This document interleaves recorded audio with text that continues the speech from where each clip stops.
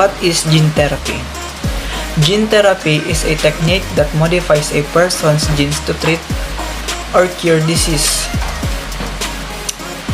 With modern technology today, there can be fresh discoveries that awaits, which can help scientists to develop treatments for lethal illnesses. Gene therapy can work by several mechanisms. First is replacing a disease-causing gene with a healthy copy of the patient's gene. Second, inactivating a disease-causing gene that is not properly functioning. Third, introducing a new or modified gene into the body to help treat a disease. There are a variety of types of gene therapy products, including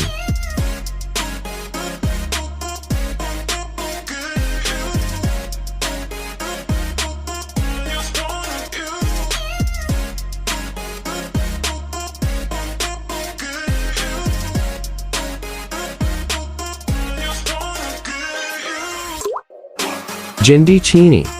Gendicini is a recombinant adenovirus. Adenovirus is an engineered virus engineered to express wild-type p53. p53 is a type of tumor.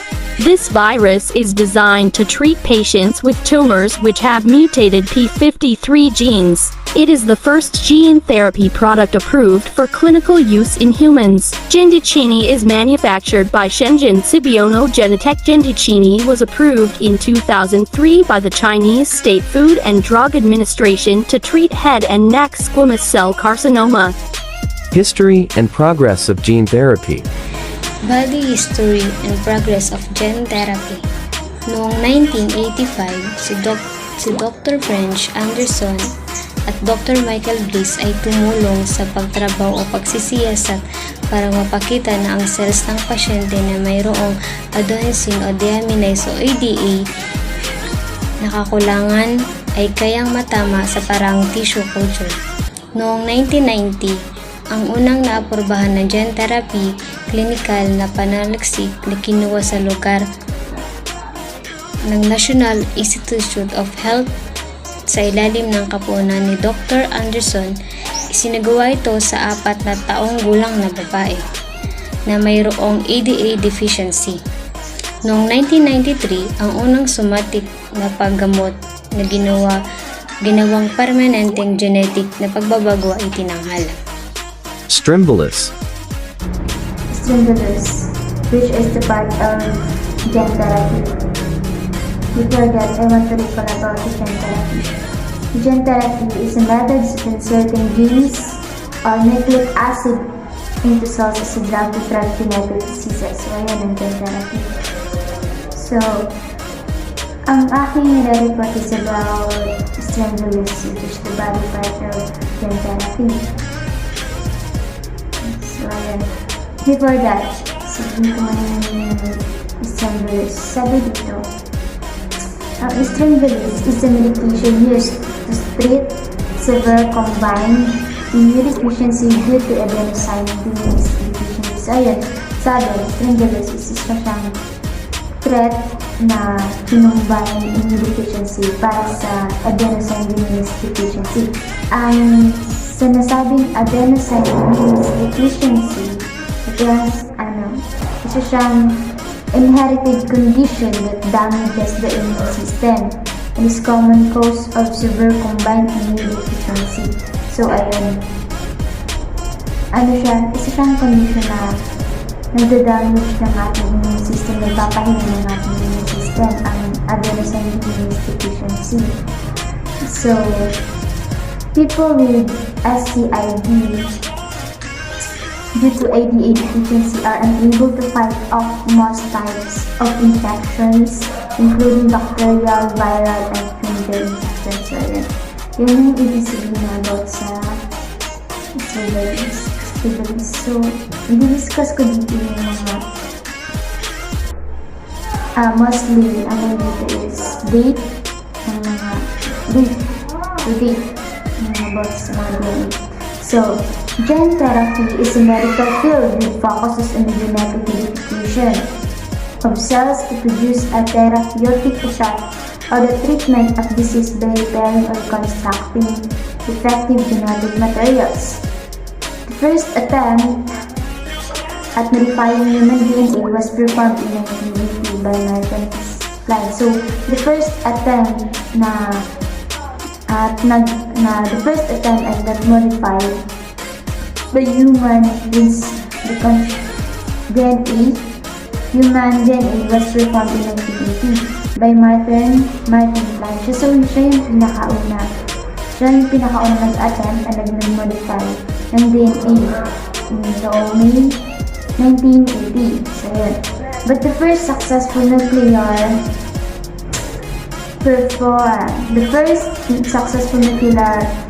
gene transfer in human approved by the National Institutions of Health was performed in 1989.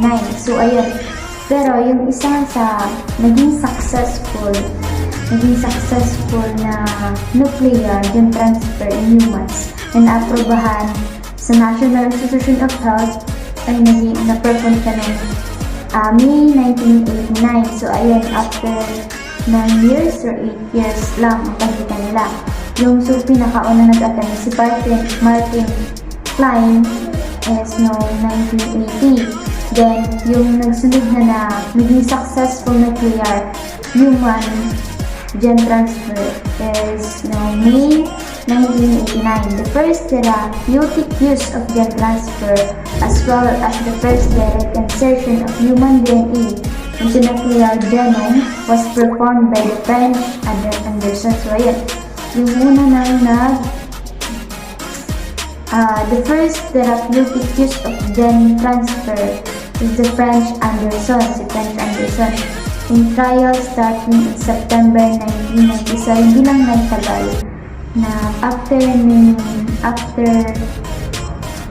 the first successful nuclear, may nag-start na trial si French Anderson.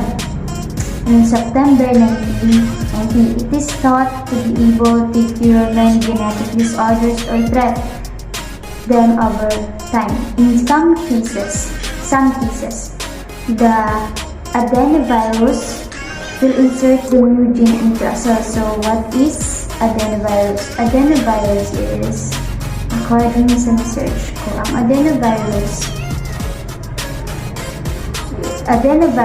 it is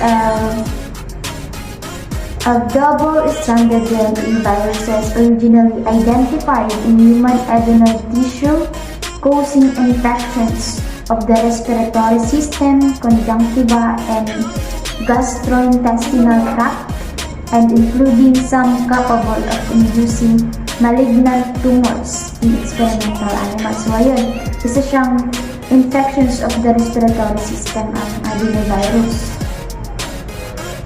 So, sabi yun, continuous natin na if the treatment is successful, the new gene will make functional protein to treat a disease. So, ayan, magko-continuous na yun.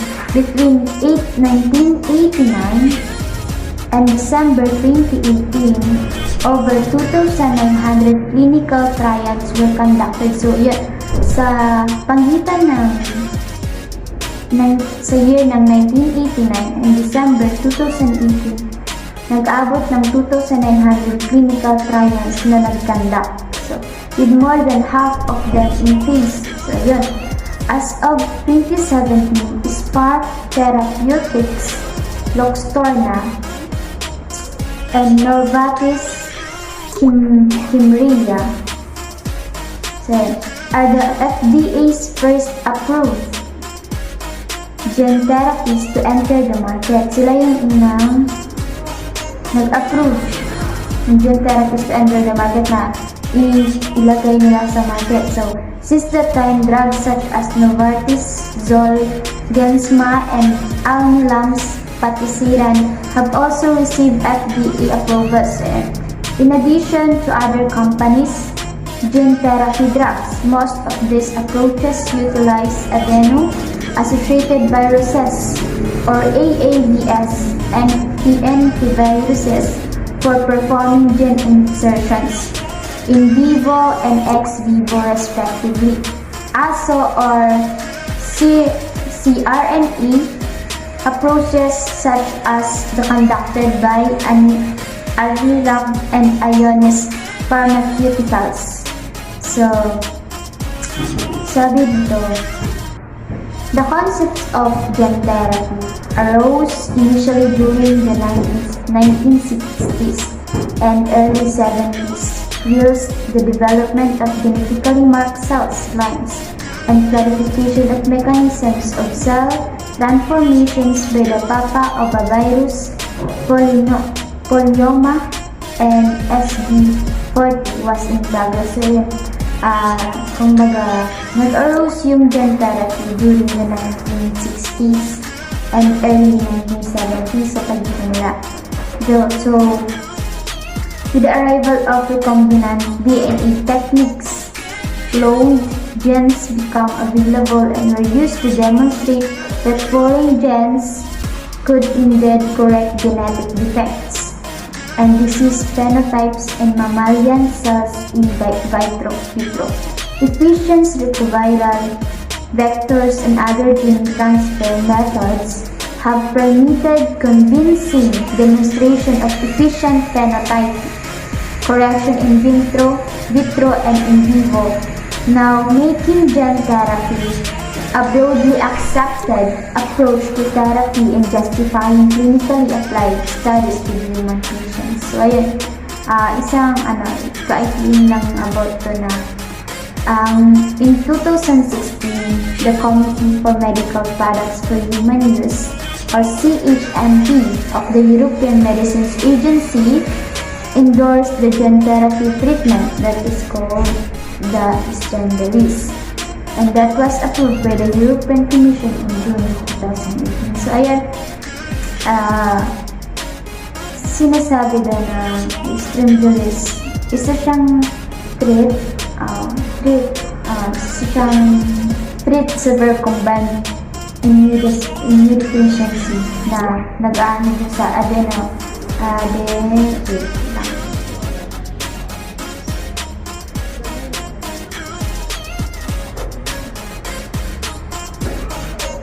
So, sabi na, diba, Strendelis, it is a medication used to treat severe combined immunodeficiency due to adenosine deficiency. So, isa siyang threat, severe na pampag-atin dun sa adenosine deficiency na sabi nga, ang adenosine deficiency, isa siyang condition na nagda-damage ng ating immune system. So, ayan,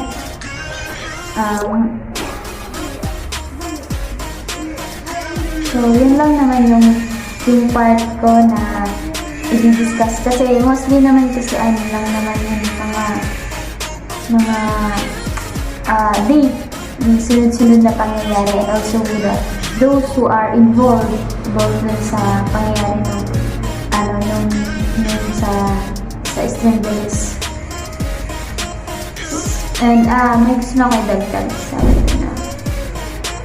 in April 2016, a committee at the European Medicines Agency recommended marketing approval for its use in children with adenosine deficiency. So, ayun, nagkaroon ng approval about dun sa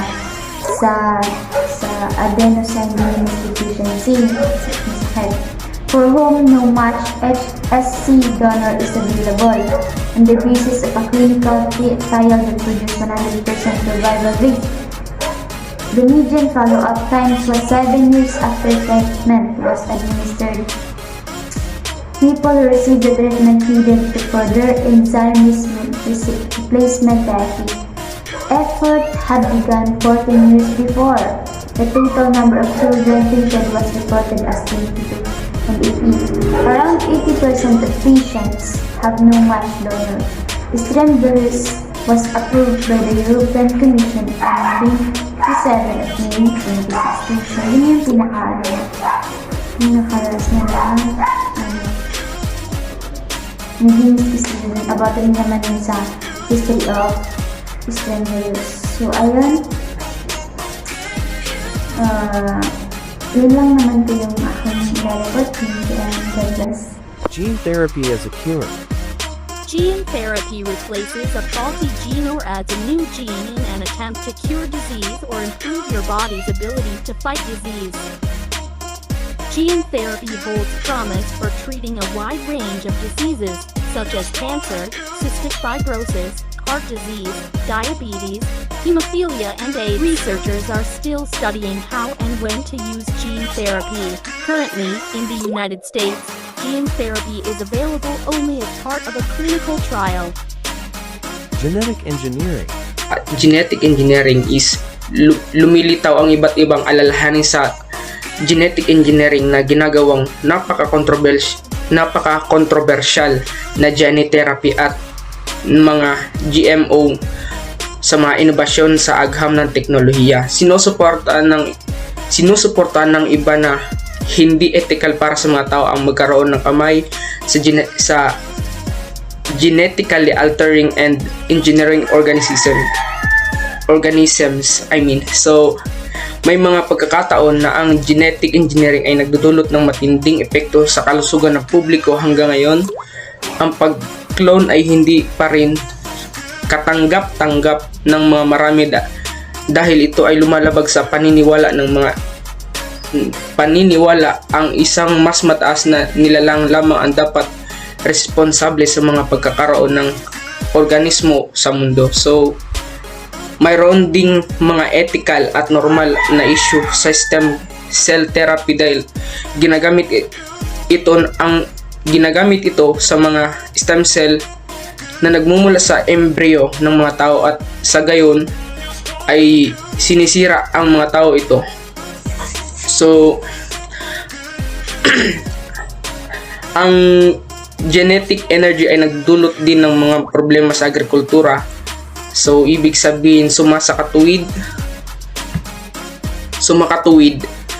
may mga pangangailangan na pag-aralan ang mga prosesong ekolohikal na inilapat sa mga sistema ng produksyon ng agrikultura.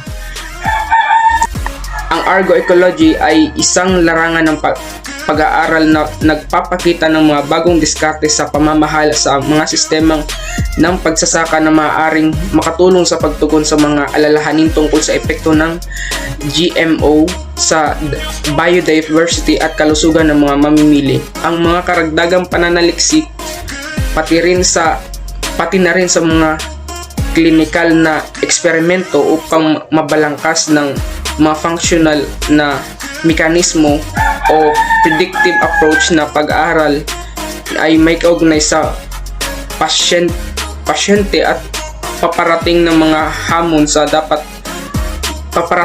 hamon ay dapat gawin upang matugunan ang mga umiiral na problema sa pagbabago at upang makakuha ng mga pananaw sa hinaharap sa gene therapy. Higit pa sa gene therapy at genetic engineering ay malapit na nag-uugnay ang mga teknolohiya na ang gene therapy ay naglalayong i-alter ang mga gene upang itama ang mga genetic na depekto at ito ay maiwasan o makakatuwang sa mga genetic na sakit habang sa genetic engineering ay naglalayong baguhin ang mga gene upang mapahusay ang mga kakayahan ng organismo ng higit sa normal.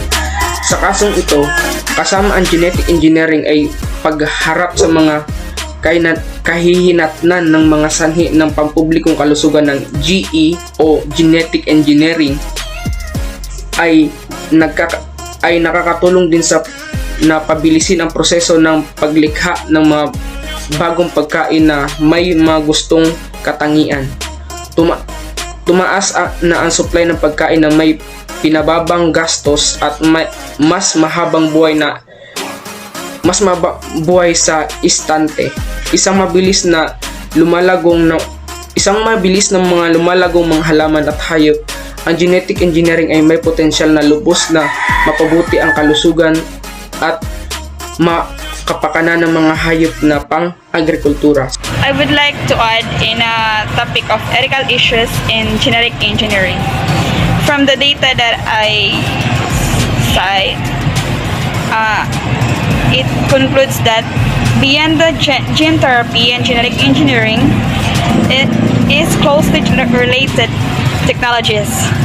Gene therapy seeks to alter genes to correct genetic defects, and this prevents or cure genetic diseases, while genetic engineering aims to modify the genes to enhance the capabilities of the organism beyond what is normal. In this case, including the genetic engineering, is dealing to consequences in public health issues of genetic engineering, also helps speed up the process of creating new foods with the desired traits, increased supply of food with reduced cost and longer shelf life, a faster growing plants and animals. But personally, I think genetic engineering might cause an issue on the balance of nature, since we all know that genetic engineering involves in reproducing a newly enhanced species, and this species might affect or harm the food chain, thus conflicting the balance of the.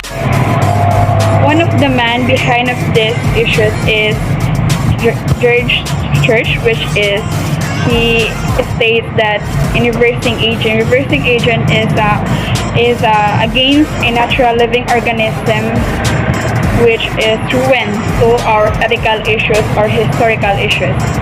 Then the other thing is, when it comes to principle of biotechnology, gene cloning is a duplication of generic materials, and the other one is the GMO.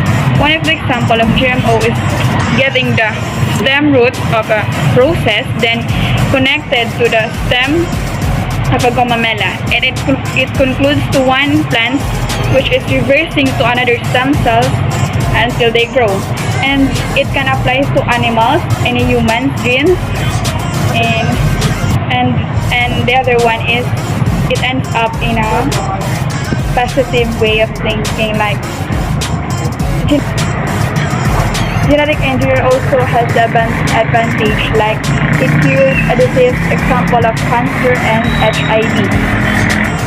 And to sum up all the things that I've said, genetic engineering is very controversial issues when it comes to public health. Like, it is not easy in a fact na that kung ano man po yung nakasanayan or the originality of a humanity ay pwedeng masira by using genetic engineering. Kaya hindi po siya kaagad-agad maaprubahan ng public health, because masyado pa siyang magulo. Besides, in other country it may apply, but in the Philippines masyado pa po siyang alanganin, because we are in a conservative country, which is mas pipili nating mapanatili yung pagiging natural, yung pagiging kung ano yung mas safe, but at the end it also advantage in curing some diseases. At yun lang. Agroecology. Agroecology is a sustainable farming that works with nature. Ecology is the study of relationships between plants, animals, people, and their environment, and the balance between these relationships. Agroecology is the application of ecological concepts and principles in farming. Agroecology promotes farming practices that mitigate climate change, reducing emissions, recycling resources, and prioritizing local supply chains. Works with wildlife, managing the impact of farming on wildlife and harnessing nature to do the hard work for us, such as pollinating crops and controlling pests. Put farmers and communities in the driving seat. They give power to approaches led by local people and adapt agricultural techniques to suit the local area and its specific social, environmental, and economic conditions. Agroecology in action. Agroforestry is a great example of agroecology. It's the practice of combining trees and farming. It demonstrates how food production and nature can coexist. Grazing farm animals under trees give them shelter and fodder. whilst they manure enriches the soil. And the planting trees and land normally used to grow cereal crops can provide another crop, be that fruit, nuts, or timber. This provides another income stream for farmers and also protects soils from erosion, as the trees' deep roots help create a healthy soil structure. Agroecology is a truly sustainable alternative at global and local levels. We face multiple food system challenges such as flooding, soil degradation, biodiversity collapse, malnutrition, and obesity. Intensive farming systems contribute to these problems. They exhaust natural resources focusing on short-term gains rather than the long-term sustainability that work best for the land, wildlife, and local communities.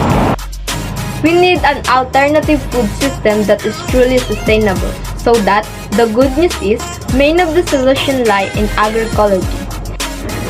The 10 years for agroecology project models how the UK and the rest of Europe can transition to a food and farming model to reduce climate impact, support wildlife to bounce back, and feed a growing population a healthy diet. Conclusion. So guys, this is the conclusion of our report in regards to the topic of gene therapy. Assuming that gene therapy is already defined as a cure to rare illnesses such as cancer and HIV, it will change the world by making the impossible in the past to be possible today. However, it defies the natural purpose of nature. Saving lives is morally good, but will it still be ethical if it defies nature? A new book read for humans that could also lead to biohazard. Gene therapy may lead to inhumane experimentations to mad scientists who desire power that will exceed from human capacity.